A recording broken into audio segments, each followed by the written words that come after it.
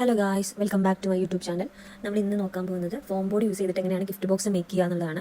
അപ്പോൾ നമ്മൾ എടുത്തിട്ട് രണ്ട് ഒരേപോലത്തെ ഒന്ന് കുറച്ച് വലിപ്പമുള്ളതും ഒന്ന് അതിലേറെ ഒരു 2 സെൻറ്റിമീറ്റർ എക്സ്ട്രാ ഉള്ളതുമായിട്ടുള്ള രണ്ട് ഫോം ബോർഡാണ് എടുത്തിട്ടുള്ളത്. അതിലേക്ക് നമ്മൾ എന്ത് ചെയ്യുന്നുണ്ട്, അതിൻ്റെ സൈഡിൽ കൊടുക്കാനുള്ള കട്ട് ചെയ്തിട്ടുള്ള പീസസ് കൊടുക്കുന്നുണ്ട്.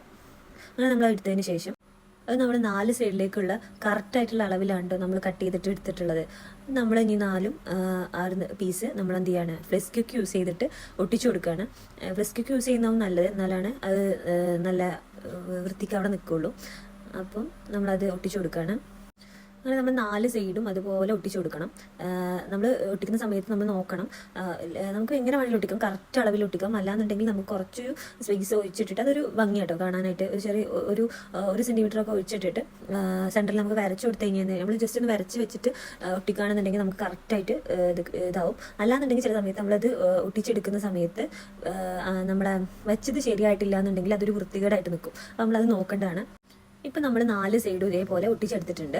നമ്മൾ നോക്കുന്ന സമയത്ത് കുഴപ്പമില്ല. ഇനി അതൊന്ന് ഒട്ടി റെഡി ആകുമ്പോഴേക്കും നമ്മൾ എന്ത് ചെയ്യണം, നമ്മൾ ഫ്രണ്ടിൽ മേലെ കൊടുക്കാനുള്ള അതിൻ്റെ മേലത്തെ പോർഷൻ ഉണ്ടല്ലോ, അത് നമ്മൾ സെറ്റ് ചെയ്യണം.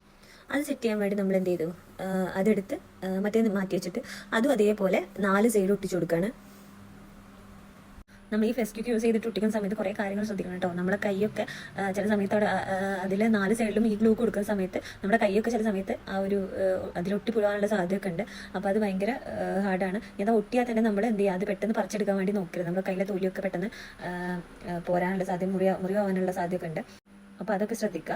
എപ്പോഴും ഒരേപോലെ അതിൻ്റെ കറക്റ്റ് അല്ലെന്ന് നോക്കിയതിന് ശേഷം മാത്രം നമ്മൾ ഒട്ടിക്കാനായിട്ട് നോക്കുക കേട്ടോ. അല്ലാന്നുണ്ടെങ്കിൽ നമ്മുടെ പിന്നെ അത് എടുക്കാൻ പറ്റാത്ത, ഒരു പ്രാവശ്യം ഒട്ടിച്ച് കഴിഞ്ഞാൽ പിന്നെ നമുക്ക് അത് എടുക്കാൻ കഴിയില്ല. അത് പിന്നെ വൃത്തികേടാവും. പിന്നെ നമ്മൾ വേറെ തന്നെ ചെയ്യേണ്ടി വരും. അതുകൊണ്ട് നമ്മൾ കറക്റ്റ് അല്ലേന്നൊക്കെ നോക്കിയതിന് ശേഷം മാത്രം ഒട്ടിച്ചു കൊടുക്കാം.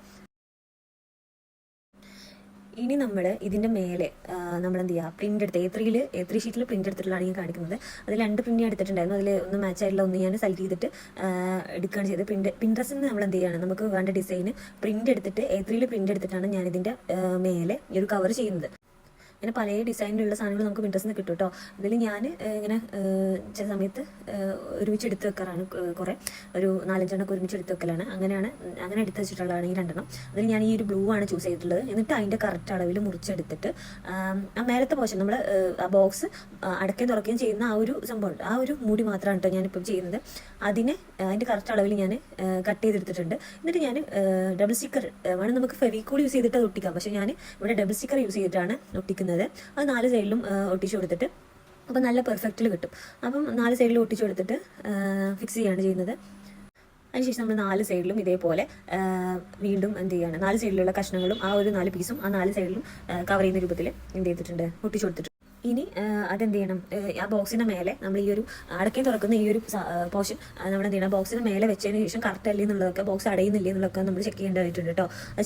ഇനി നമ്മൾ ഈ ഒരു ബോക്സിന് മാച്ച് ആയിട്ടുള്ള ഒരു റിബൺ എടുത്തിട്ട്, ഞാനിപ്പോൾ ഇതിലേക്ക് വൈറ്റ് ആണ് എടുത്തിട്ടുള്ളത്, ജസ്റ്റ് ഒന്ന് വെച്ച് നോക്കി. അപ്പോൾ അതിന് മാച്ചാന്ന് കണ്ടപ്പോൾ ഞാൻ അത് കട്ട് ചെയ്തെടുത്ത് അത് ഫില്ല് ചെയ്യാം കേട്ടോ. അപ്പോൾ ഇത്രയേ ഉള്ളൂ, നമ്മുടെ ബോക്സ് ഇവിടെ റെഡി ആയിട്ടുണ്ട്. അപ്പം നിങ്ങൾക്ക് ഈ ചാനൽ ഇഷ്ടമായിട്ടുണ്ടെങ്കിൽ ലൈക്ക് ചെയ്യുക, ഷെയർ ചെയ്യുക, സബ്സ്ക്രൈബ് ചെയ്യുക, നിങ്ങളുടെ ഫ്രണ്ട്സിനൊക്കെ ഷെയർ ചെയ്യുക. Thanks for watching.